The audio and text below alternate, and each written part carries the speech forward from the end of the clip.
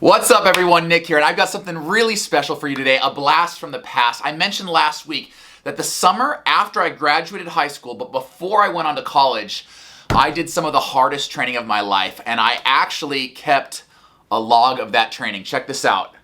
Sketched out on this little memo pad, summer 2002, I logged the work that I did as I was leaving high school and preparing to go on to college. Now, many of you know this about me. I didn't go on to a Division I school. I was not recruited by any D1 schools. I actually went to a tiny Division III school.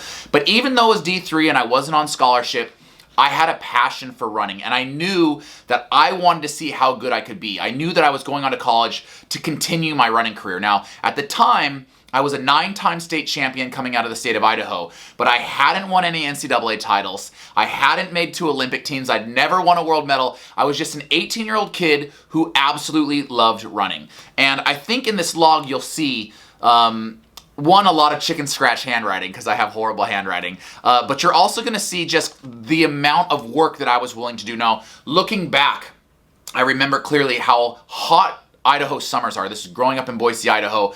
The summers were hot, and I remember getting up at sometimes 4 or 5 in the morning to get my miles in before it got too hot. Or sometimes if I slept through my alarm, logging my miles at 10, 11, even midnight, just to make sure I got the work done. Now we're going to go through, this is 12 weeks of training that I did the summer of 2002 before I left for college. And it's not super detailed, but it will give you an idea of how I was building my mileage.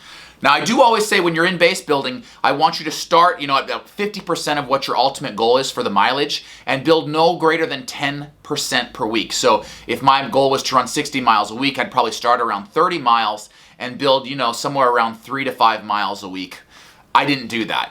Do as I say, not as I do.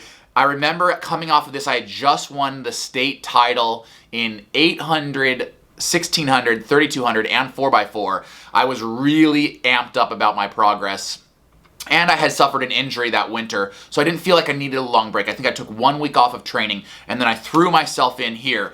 In June, week 1, you'll see 52 miles. Now, I ran about 6 days a week. I usually took a day off. I don't believe in scheduling a day off, but that's just kind of the way it went as I was building my mileage. But you'll see here, 5 miles, 6 miles, 7 miles, 8, 7. Very consistent running for 52 miles that week.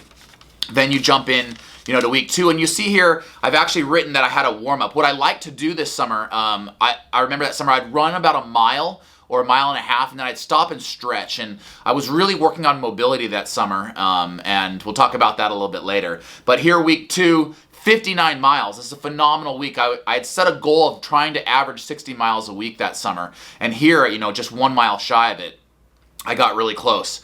7 miles, 8 miles, 9, 5, 6. Here on that last day, I actually did, it looks like my first double. I did 6 miles in the morning and 5 miles in the evening. 30 minutes. How about that? I was running quick. Typically, you're going to see that I use what are called Badger miles, which is where I will divide by 7. We didn't have GPS watches back then. I did have a couple loops mapped out. But a lot of times what I did, I just went out for a run, and if I ran 49 minutes, 49 divided by 7, that's a 7-mile run. Give or take, it's pretty accurate. At least back when I was running 7-minute miles, I can't do that anymore. Week 3. Here, I drop a little bit. I only run 45 miles, but you'll notice on the 29th and 30th of June, I was sick. Take days off when you need them, right? When you're sick, when you're feeling run down, if you're feeling an injury coming on, listen to your body, take days off. I'm glad at the age of 18 I was able to do that. 45 miles for that week. Week 4, here we are, starting to add in another double there, you can see on the second, but 7 miles, 4 and 6 on the second, 5 miles, 7 miles. Even on July 4th, you'll see I got my mileage in on a holiday. Holidays are great if you have a 9 to 5. Holidays are wonderful if you're a banker. If you're trying to be a great runner, there are no holidays. You work your butt off when you can get the miles in. 6 miles, 6 miles, 10 miles. Boom, a perfect week on week 4. 60 miles for that week. Really, I'm proud of my little self for doing that. Good job, young Nick. Week 5, I backed that up, right? I just did a 60-mile week. Boom, I back it up with another 59-mile week. 7 miles on day 1, 8.5, 6.5, 6.5, 8, 6, and a long run of 80 minutes for 10.5 miles. Damn, that's a good week. Week 6, Now here I drop off a little bit. Sometimes I'll do that when I'm building my base mileage.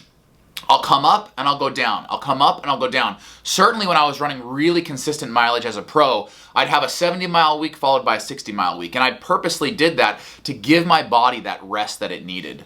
So there's week 6, 49 miles. Here's where it gets a little embarrassing. So week 7, I only got 21 miles in that week, and I don't have any notes, except for on the 24th, I said none, driving. I believe what was happening here, we actually did a family vacation in our cabin in Big Sky, Montana. And when I went up to Big Sky, I was there to fish. Like, that's why I go up to Big Sky. I go there to hike, I go there to fish. And I'm sure in the back of my mind, I had it in my head that I was going to get my mileage in. It looks like on week 7, only 21 miles, and on week 8, only 15 miles. Yeah, I was definitely fishing those weeks. Sorry, young Nick, that I didn't get the work in. That's okay, guys. Don't beat yourself up. Sometimes you have to live your life a little bit. I don't remember specifically, but looking back, I can guarantee in the back of my mind, I thought, I'm about, in just a few weeks, I'm about to leave for college where I'm going to go through the hardest training of my life as I step up and try to be an NCAA runner. Maybe having a little bit of a break before that is not a bad idea. And I'm sure I took that mental and physical break. And I bounced back as I got back to Boise and resumed training. Week 9, 7 miles, 8.5 miles, 8 miles, 6.5, 7, and another 10-mile long run for a 54-mile week. That's a really good week back. Followed by week 10, as I start to add a tempo run. You can see on the 17th, I threw in a tempo run there. And we'll talk about kind of how I was building this mileage in just a minute. But 46 miles for week 10, 48.5 miles for week 11, and on the last day, the last week, 35 miles for week 12 before I actually left for college. So another down week there. Now, I said my goal was to run 60-mile weeks. I didn't do that, but look at the great training I got having set that goal. I had a couple 60-mile weeks, a couple that were really close.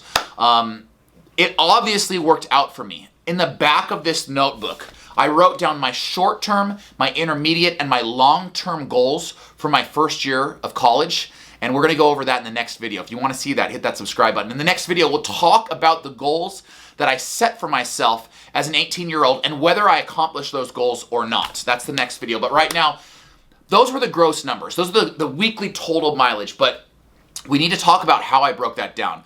Now, we had a mantra when I was running for Willamette University, and this summer was really preparation for that first year of being an NCAA runner. We had a saying. During the summers, we are trying to get in shape to get in shape. And what do I mean by that? During the summers, you're just logging miles. There were, about the first 4 weeks of every summer, I was just doing easy runs. Maybe if I felt like my legs were stale, after a long run, I would add some strides. I always say, it's a wonderful way to keep turnover. Mondays and Wednesdays as a pro even, I would do 4 by 100 meter strides barefoot on turf, or 6 by 100 meter strides barefoot on turf, just to keep that turnover going. I'm not sprinting, I'm just striding out, fast but relaxed 100 meter strides. I guarantee I was doing that summer. Once 4 to 6 weeks go by and I get kind of this, I would call, just feels like I'm annoyed with easy running, then I'm slowly adding in tempo runs. I'm slowly adding in hill repeats. One of the things that we did a lot, and I think I mentioned that here actually in week 6. On the 16th of July, I said AM, I did a minutes workout. 1, 2, 3, 3, 2, 1. That's a fartlek, guys. So what that is I'm on a minute, off a minute. On 2 minutes, off 2 minutes. On 3 minutes, off 3 minutes. And I'm just I'm not even running for distance. I didn't have a GPS watch because they didn't exist, but I'm just trying to kind of push myself out of a comfort zone. Maybe I'm going from jogging pace to tempo pace, conversational pace, to a 5K honest effort, and then back again. This is a wonderful way to log mileage, and the mileage just clicks off when you're doing this, to put your body through its different paces, to change gears without actually doing a full proper workout on the track, for example. The wonderful thing about a minutes workout like this, there's no pressure. There's no metrics. There's nothing saying, oh, I didn't run that K to this perfect time. It's just out getting the miles.